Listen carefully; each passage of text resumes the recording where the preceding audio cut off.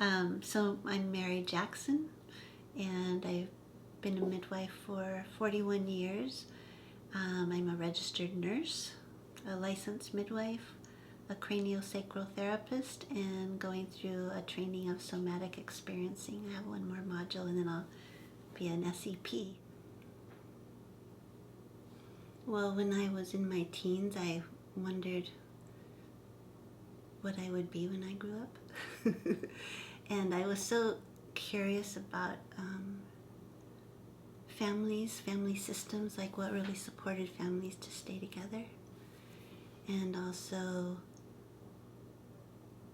health was really interesting to me, like what really supported the body to thrive and live life in a whole way, like to have all your parts there and have access to them. And also just what would support the earth to have more peace on the earth, to have it be a planet that had more harmony, less war. And I wasn't sure how all those three would come together, but I got interested in health, and that was sort of my first pull. And I took a class at the Santa Barbara City College that taught basic nursing skills. And that opened up the doors for me to be in different areas in the hospital, and I got to see my first birth there. And the first birth I saw was like, that's it, sign me up. I want to stand right there in life. And I also had this like gut reaction to the way the birth had gone in the hospital. And what happened was there was a young Hispanic couple, 18 and 19 years old, and the mother was laboring beautifully, and the father was right there by her bed and holding her hand and making eye contact. And every now and then the nurse would come in and check on everything and ask if she wanted a little something to take the edge off the pain. And she said no until she was in transition, which is the last part of the opening of the cervix before the mom pushes. And at that point, anybody would say yes to medication. That's the most intense part of opening. And so they gave her a shot of Demerol, which slowed the contractions down. And then she needed Pitocin to bring them closer together. And that overstimulated the contractions, and the baby went into distress. And then they pulled the baby out with forceps and took the baby to the nursery. And so mother and father were separated from the baby, and they were just lying in the bed, sort of empty and sad. And, there's just something inside of me that was like wondering what would have happened had she not taken that first intervention. What would the outcome have been? How would it have been different? And I decided to go find people in the world who attended birth in a gentle, aware way. And so I just started knocking on doors, and first a granny midwife came to the Santa Barbara area from New Mexico, and I apprenticed with her. And then I apprenticed with a doctor who had done over 7,000 home births, Dr. Eddinghausen. And the granny midwife, her name was Louise. And then after the doctor, I went to Mexico and Guatemala. I was curious about how the cultures differed from ours in birth and what herbs they used. And I went and stayed in this little village on Lake Atitlan. And there were little villages all around the lake. And everybody had a job, from the 2-year-old on up to the grandmother who was, in her 80s, 90s. And the 2-year-old's job was to keep the rooster in the yard. And the grandmother's job was to sit by the door with a stick and keep the chickens out of the house. And so everybody had a place, and everybody felt useful. And the midwives were sisters and aunts and grandmothers and mothers. And the knowledge was passed down through the generations. And they spoke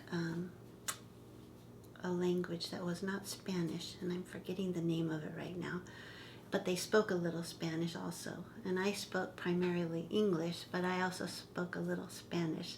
So in our exchanges, it wasn't completely understood by words, but there was something that was understood with the exchange anyway. And so they would show me plants from the garden that, they would talk about that they would use in birth. And so we had exchanges. And, in Mexico, the women often give birth like half standing, squatting, more upright. And in America, the more typical position has been in the hospital for them to be on their back or slightly inclined sitting with legs in stirrups. And today they're, having more freedom now for the women to really choose their position and have a little more flexibility with that. But in home birth, what I found is that it's super rare that women will actually choose to give birth on their backs. And that's happened maybe 2 times in 41 years that the woman chooses that. And so they'll choose being on their side, their hands and knees, squatting, half stand, half squat, and rarely choose to be on their back. Is that like an instinctive thing? Yes, yes. At home birth, we support the woman just to follow her instincts. And if it looks like everything's progressing, we just keep supporting her to be connected with her own knowing. And that's usually the best way. I remember early on, there was a woman who was stuck at 4 centimeters and wasn't progressing. And she kept wanting to read the newspaper, and I was trying to dissuade her from that, like, well, let's just stay focused with the labor and, try walking. And she wanted to go out for a spaghetti dinner, and I was like, well, let's just, stay here and, keep the energy close in. And finally I said, okay, let's see what you want to do. She said, I really want to read the newspaper and see what's happening today. And I was like, okay, good. And what she did was she put the newspaper, spread it out on the floor, and got on her hands and knees and read the newspaper, which left her belly hanging down, which encourages the baby to rotate their back toward her belly. And the baby had been posterior, which is the baby's back toward her back. And sometimes that position will slow down a little bit, around 4 to 6 centimeters. And so when she got in that position, the baby just turned forward. Pretty soon she felt like pushing. She gave birth, and I learned a really good lesson to trust the mothers. So yeah, we support them to really, really trust their own knowing. And if things are hung up, then we give suggestions and help them find the puzzle that might help the labor proceed. Amazing. And do you still use herbs at all? Yes. Yeah, there's not a lot of things we give women routinely, but in pregnancy often we'll have them drink red raspberry leaf tea. There's some herb combinations that we'll give if their iron is low, if their blood pressure is high. And after the birth, we make a tea of 3 herbs and put a good dose of honey in it. And women love this tea. It's like only after birth do they love it so much. They so commonly will say, this is the best cup of tea I ever had in my life. And it's a tea that just supports the systems of the body to work to contract the uterus and prevent too much bleeding and help the body recover. Beautiful. Yeah. And then after Mexico and Guatemala, then I went on to France and studied with Michel Audant, who is pretty known for bringing water birth to the Western world. And it was great to go there because he would be in the labor room when things were difficult or challenging, and otherwise the midwives would do the births. And he, what I saw that was so different in France than what I saw in America was that the midwife would sit and catch the baby, not touch the mother, but just when the head came out, their hands would be like this, waiting to receive the baby. And the mother would give birth in a half stand, half squat position. And then once the baby was out, the mother would sit down on a cloth on the floor, and they would place the baby between her legs in the safety position, which was, face down, belly down, so the baby would drain. And the mother, after giving birth, it's a big journey. And mother often needs to catch her breath, the same as the baby does. And so what would happen is the mother would, be in like overwhelm and just pausing and realizing what has just happened. And then she would get interested in the baby and start touching the baby's back with like one finger, and then her full hand, the palm. And then she would hit this readiness place where she would, bring the baby up to her and still be in amazement and, turn to her partner with this like, look what we just did.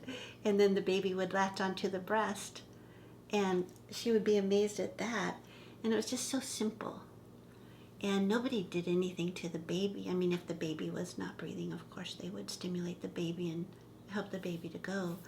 But mostly they did nothing to the baby. And I'd never seen that in America. It was like not at home, not in the hospital, not at birth centers. Everybody had a need to do something to the baby. Even if the baby came out crying and pink and good muscle tone and breathing fine, they still would want a suction or put the hat in the blanket and change the blanket 5 times and measure and weigh and do all these things to the baby right away. And when I came back, I said to my midwifery team, let's try this, let's not do anything unless it's needed. And everybody agreed, and 10 births went by and nobody could not do anything. We all had our need to do this or that to the baby. Get the baby to the breast to nurse right away in the first 2 minutes after birth, or would the baby survive? Like there couldn't be that sensation inside. And it was so curious to me, like, why is this so hard? And why was it so simple there? And so I ended up leaving the practice I was in and moving down here to the country and just going solo for 3 years and looking at the question, like, what would the mother and the baby do if we kept our expectations or our need out of the way and we just supported them to have their attention with each other? And I found that that's what they would do, is they would have their attention on each other instead of, we need to check you for tears or repair the tear or weigh the baby or measure the baby or suction the baby or get the baby nursing right away. And, that doesn't need to all happen in that first hour. And for the baby, there's so much change in that first hour because in the womb, the baby's blood flow only a little bit goes to the lungs in utero because they're getting oxygen through the umbilical cord. And when they're born, the little shunt in their heart closes and then more blood goes to their lungs and they have to oxygenate their own system. And the food in the womb is just piped in at room temperature constantly, and there's no waiting for a meal, or it's just always flowing in. And at birth, the cord stops pulsating and they have to find their way to the new source of food and to their new connection to mother on the outside of her body. And so all that internal change is happening, as well as the change in their environment, going from, watery fluid, maintained temperature, to feeling the air and the temperature on their skin, hearing sound without it being muffled through the mother's body, seeing light for the first time without it being filtered, hearing sound, everything is so new. And to have touch directly on their body. And after you go through the birth journey, like, what kind of touch would you want? And so they're getting used to all of that. And there's no big hurry to get them right to the breast. They will survive. So what I try to do is just hold that first hour or 2 after birth sacred and to really protect mother and baby to do what it is they need to do together.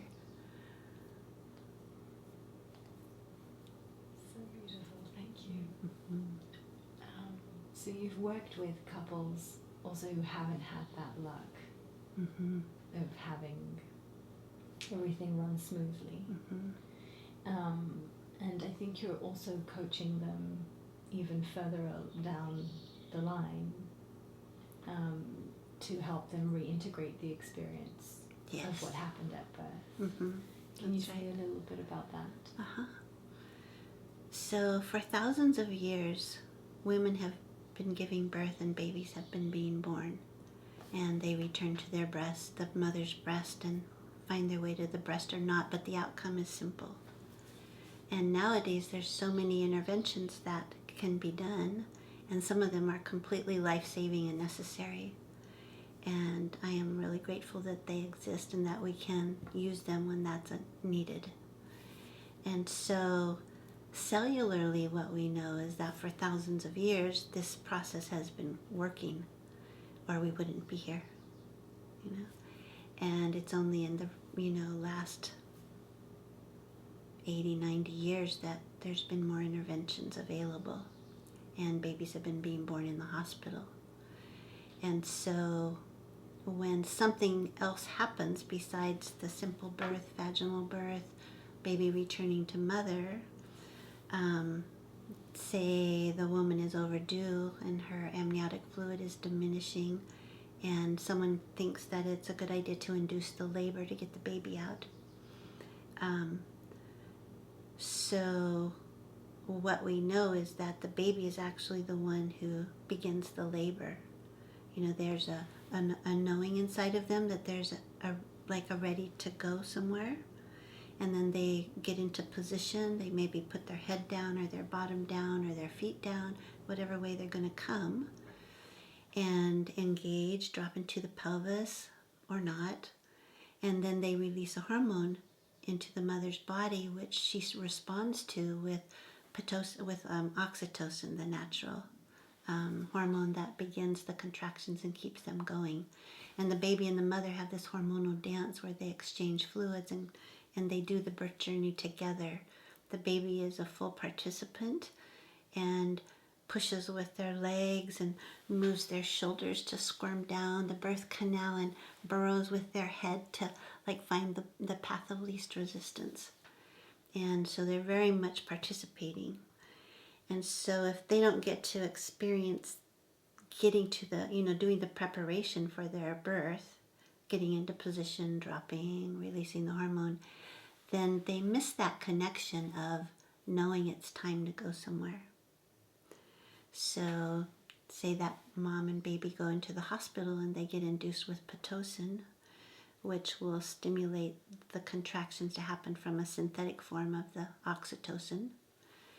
And so now the baby has an imprint of something from the outside coming in and pushing them more strongly than what the natural contractions do.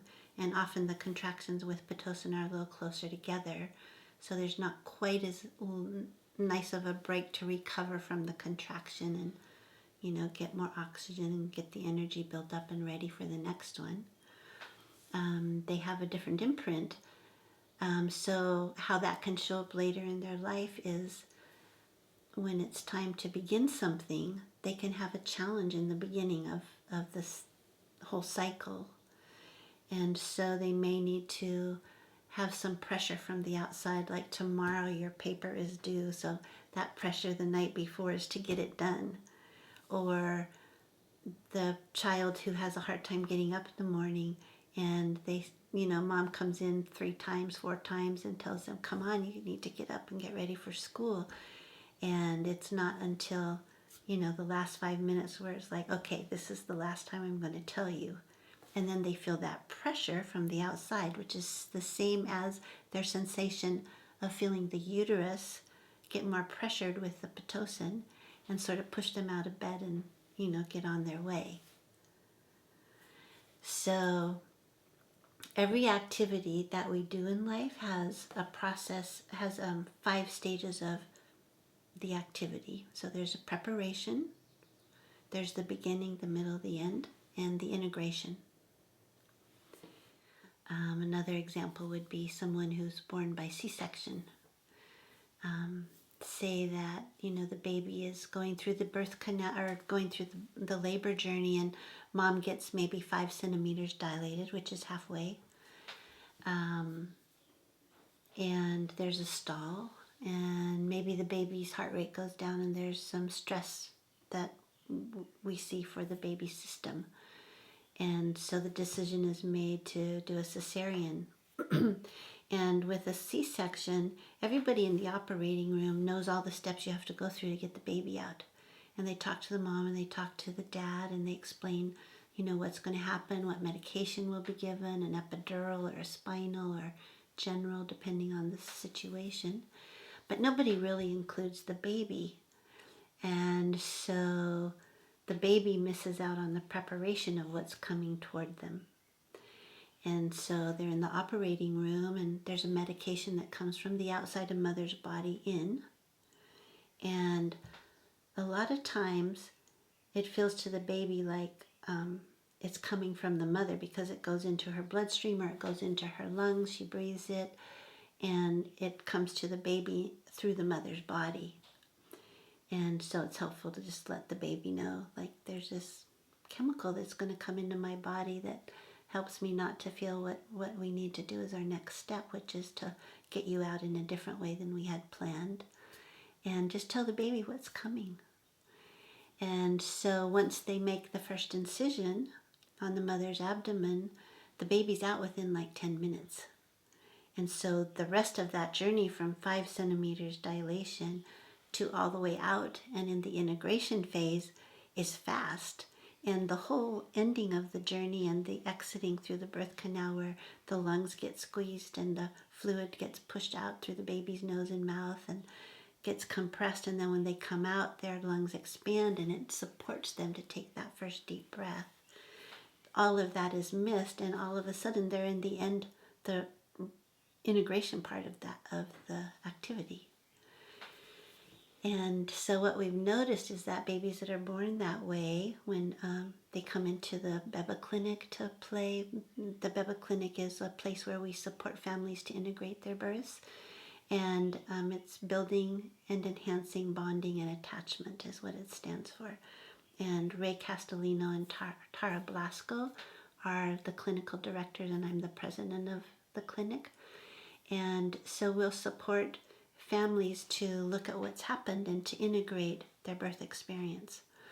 And what we see with like young children is that they'll come in and a vaginally born baby will just get a toy off the shelf and come into the middle of the room and sit down and play with it. And a baby who's born by C-section will go all the way around the room and see what's there and notice where the exits are, and then go get a toy and they'll bring it to the center of the room and play with it. But their antennas are like really taking in the environment and the information about safety or lack of safety. And one time I had a session with a little girl and she was playing with a doll, and I was curious about, was she showing me her birth journey by the way she was moving the doll? And all of a sudden she starts making the sound of a train. And I thought, what does that have to do with the birth story? And then I hear in the distance, this was in a session in Santa Barbara, I heard the Santa Barbara train coming through, and she was picking up on the train, the sound that was way far away. And that was registering in her body. And another example of that with a C-section baby is they'll come in and we have these little tunnels they can crawl through and build a fort at the end, and the vaginally born baby or child will crawl through the tunnel and play in the fort and then crawl out of the tunnel.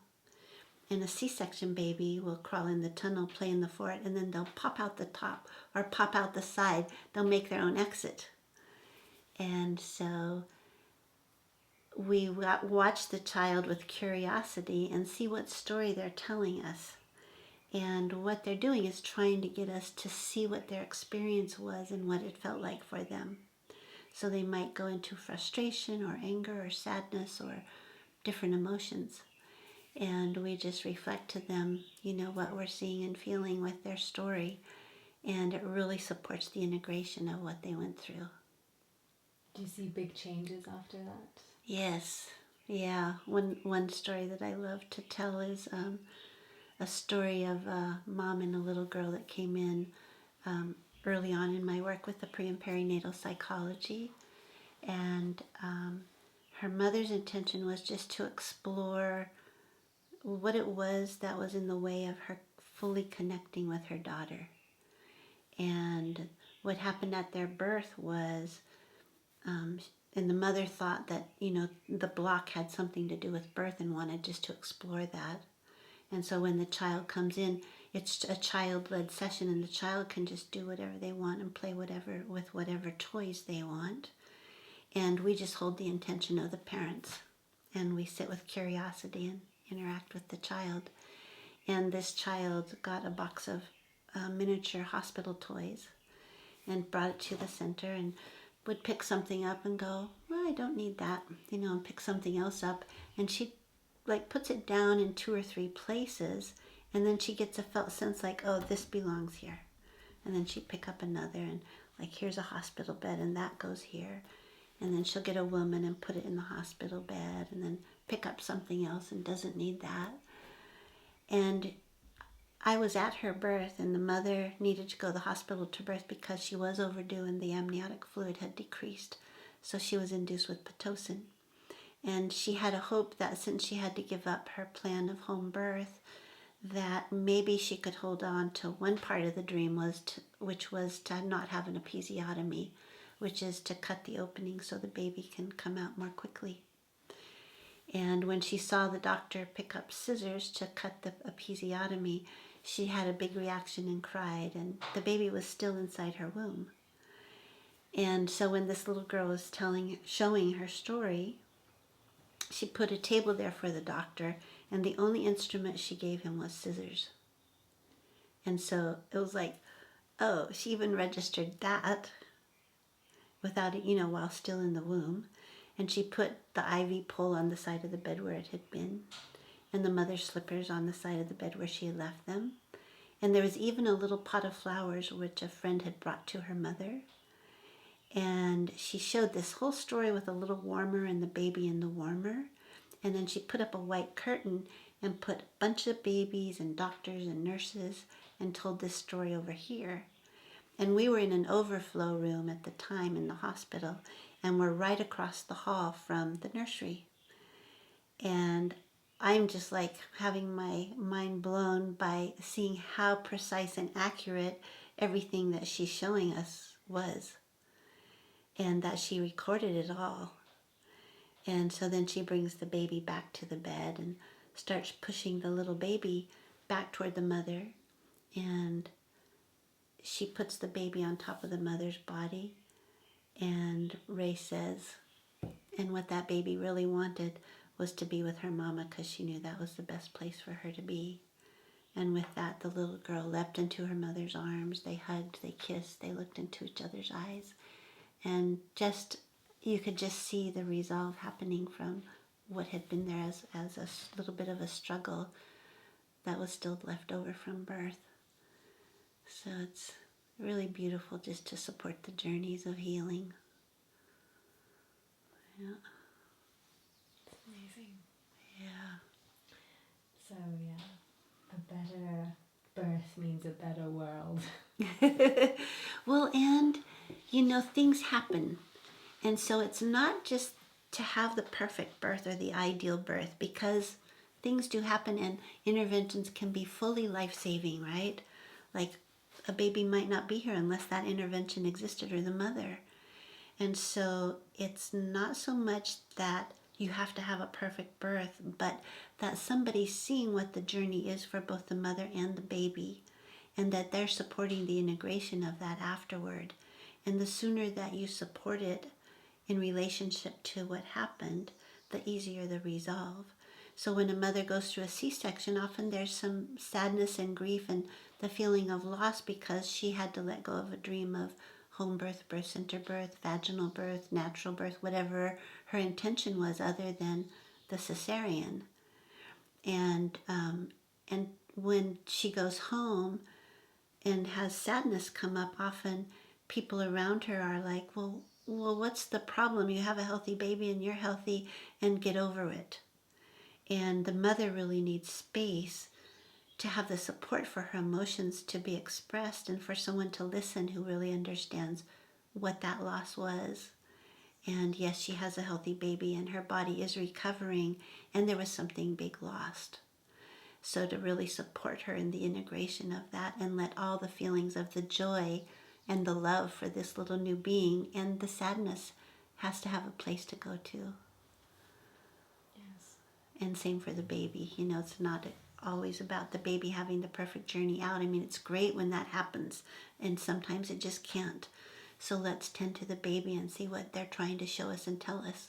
Right after the birth, once they've integrated for 15, 20 minutes after a pretty smooth natural birth, the baby will start showing signs of bobbing their head and sucking their fingers and pushing with their legs and licking the mother's belly and tasting the sweat and the blood and the amniotic fluid, and they start pushing, and they know that there's the next place to go, and they'll actually crawl right up the mother's body and find the breast, like all mammals will, right? And humans can do that too. And so in that journey from birth to breast, what Ray and Tara and I see the babies doing is that they're actually showing us the story of what they had to do to get down through the pelvis and be born. And they express like where there was frustration, or where they were scared, or where they got mad. When a baby's born with the cord around the neck, right when their head is out, if it's tight, there's a decrease in oxygen. And so it can give the baby sort of a panicky sensation in their body, like this oxygen that's been flowing easily and naturally right into their body, there's a challenge now and it's not coming, and they have a need to gasp for the air. And so right before they get to where they're going, which is to be born and to land on planet Earth, there's this imprint of just before they get here. So in the journey crawling up to the breast, right before they get to the next place they're going, which is right below the breast, can indicate the same place in relationship to being born with just the head out and the cord around the neck, because this is the next goal.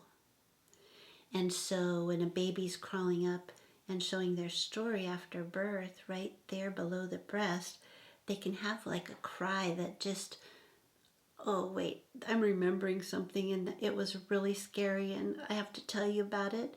And they'll cry and their eyes will be open and they'll be looking at you, or they'll cry for a minute or two and then open and see that you're still there and like, okay, you're still with me, I'm going to tell you some more, and close their eyes and cry again.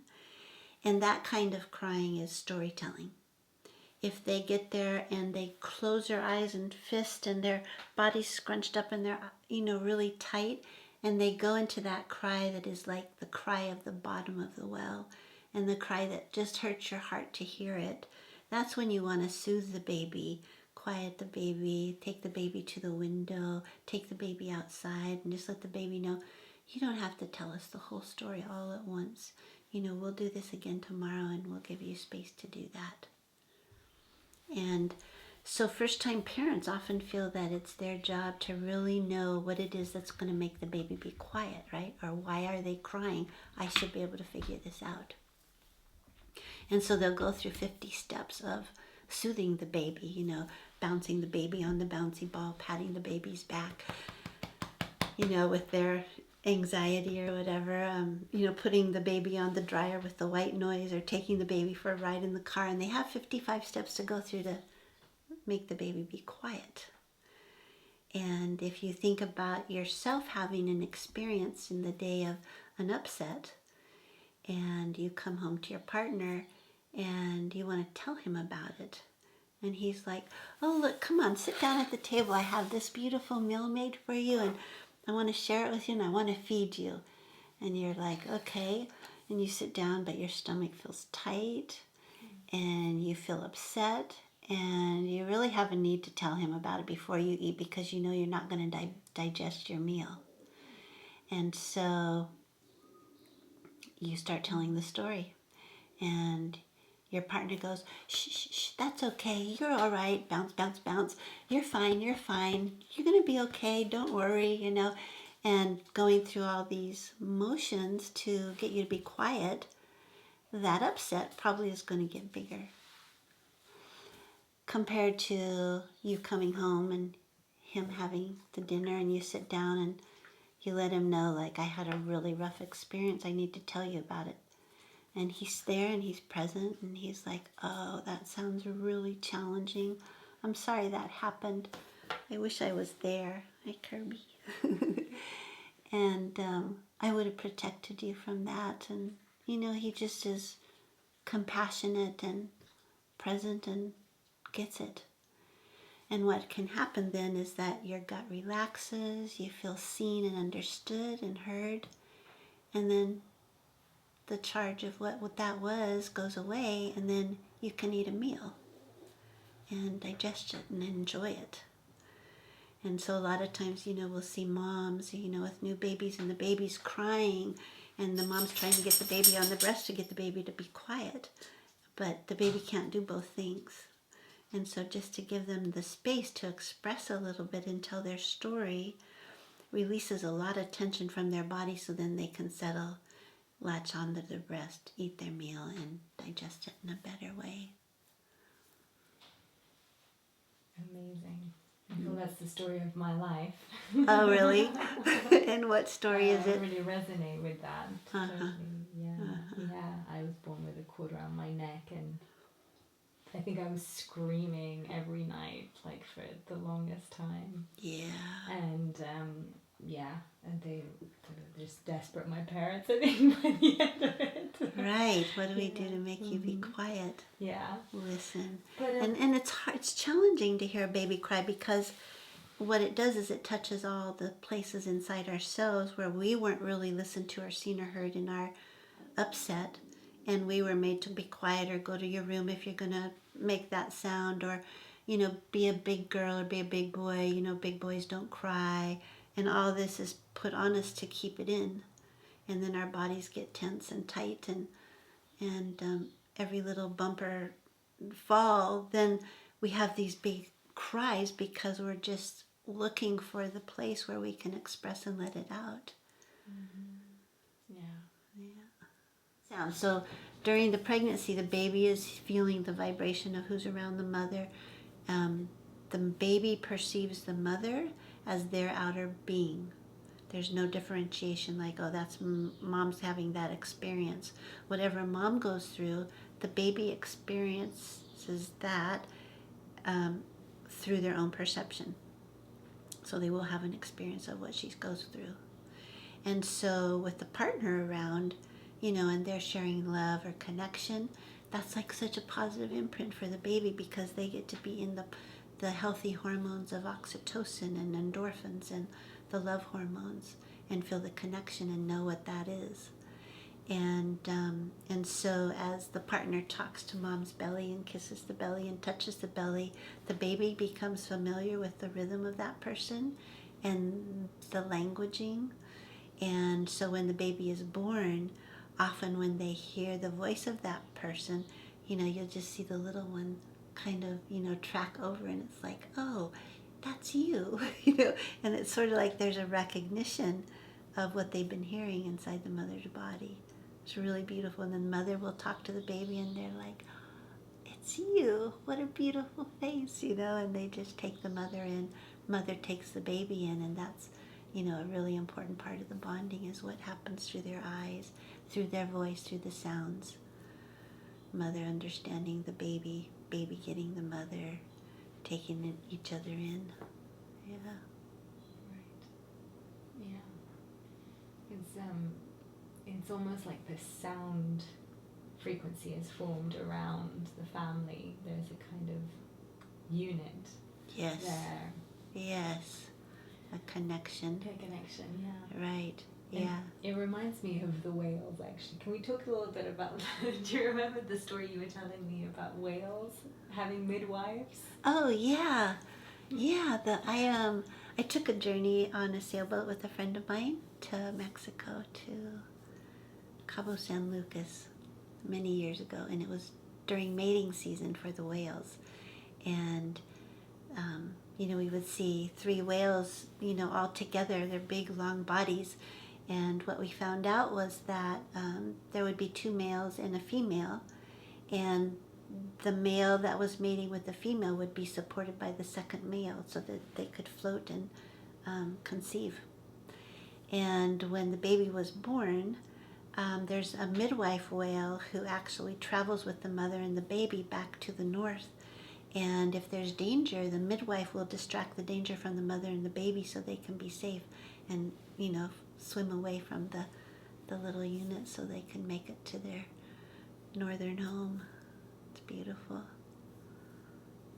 I love that. Yeah. I love that too. Yeah, it can be so different, in our culture. Like the pace that we live is so fast, and there's so much isolation with individual family units, and we don't really live in a collective where there's like a lot of extended family that are there to support mother and baby. I mean, the saying, it takes a village to raise a child, it's really true. And when there's a healthy community that can really participate, it's so supports the whole system. And I think that in America, there's been so much isolation that moms have a lot more postpartum depression because they're so separated from the rest of the world when they've had this journey of birth and they're at home alone with their little ones. And when you bring the community and the support in, both mother and baby thrive in a much better way, and the partner, and the family system is more whole. And I think that the indigenous people really have that. They really share the upbringing of the children. I mean, there's tribes in Africa where the child might not know who their actual biological parents are until they're 3 years of age, because the village is so part of their lives, and they go from one family to another, and they get fed, and they can sleep there, and they're really protected and cared for. And I think in our isolation, even just in the way we connect with people, like if I'm talking with you, my attention can be all over there about how are you doing and what's going on with you, and I leave myself out of the connection. Or I can come back, remember myself, feel my feet on the ground and my seat on the chair, and ground, and be connected with me and connected with you. And that's a whole way of including myself in the experience of being with you. And then, your little one that's very nearby, if I connect with you and the little one and connect with myself, it's so much more inclusive. And so when the family knows how to do that in the family dynamics of being at home together, where they really support the togetherness, there's less of that feeling like the mom has to do it all on her own, and the partner has to be going out and winning the money, the breadwinner. There's more like the partner knows how to include themselves, and they can come home and just sit with the mother and be in awe of what she and the baby are doing and how they're connecting, and know how to include themselves in that intimate experience. And it's sort of how I see the people, from the indigenous people, that they have so much support, and people who really know how to support mother and baby to come together as a unit. And it's not like this competition to get the attention of the mother away from the baby. Like if the father didn't get that intimate breastfeeding experience with his own mother, then he can feel like sadness when he sees that connection happening, and sort of want the attention for himself to take care of what was missed at such an early age. But when he knows how to come in connection with mom and baby and can be there as support, this whole other thing happens for the family that's so healthy. It really supports their connection. And how can we bring more connection in our Western world? Yeah. Slowing down the pace of our living to really allow space for integration after whatever it is we're going through. To know how to connect with ourselves and include ourselves, as well as connect with another. Like I think a lot of times at a really early age, we learn to be the caregivers of our parents or whoever it is that's taking care of us. And it's like we have to grow ourselves up earlier than what we're ready for. And so it's about taking care of the other person so they can settle and then we can be safe. So learning that, as adults, we're in a safe relationship. We can settle inside ourselves and be open for connection and be in safety. So there's like differentiating what happened to us as a child, what happened to us when we were born, from what it is we're having and wanting with our partners and our family. And then to expand the connection with the community of friends, relatives, people who are a healthy connection and can really support us. Like if we didn't have support as a young one, it's hard for us to even perceive that the support is there, and can be really challenging to let the support in. So I think, some of those things are key. Yeah. I think this is the most mind-blowing sort of therapy coaching rolled into one, your approach. Uh-huh. It's so profound in a way. and so simple, actually. So simple. Yeah. Yes. Yeah, And we to forget. reconnect, and We forget the old ways, you know. We forget what's truly important yeah. in life, and we just get on the fast pace, and you know, we're on that, like that wheel of the hamster, you know, where we're just going, going, going.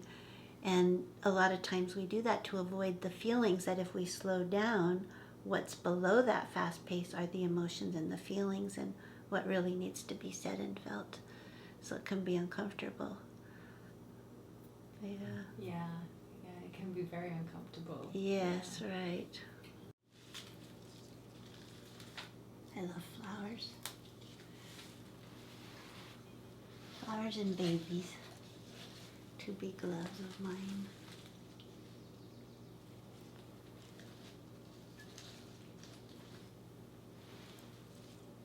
Look at this one. This one comes all curled up, and then these little curls open up and they become these purple flowers. Ends up looking like a caterpillar. They're so different. They all just grow from the earth. Just like humans, you know, we're all so different.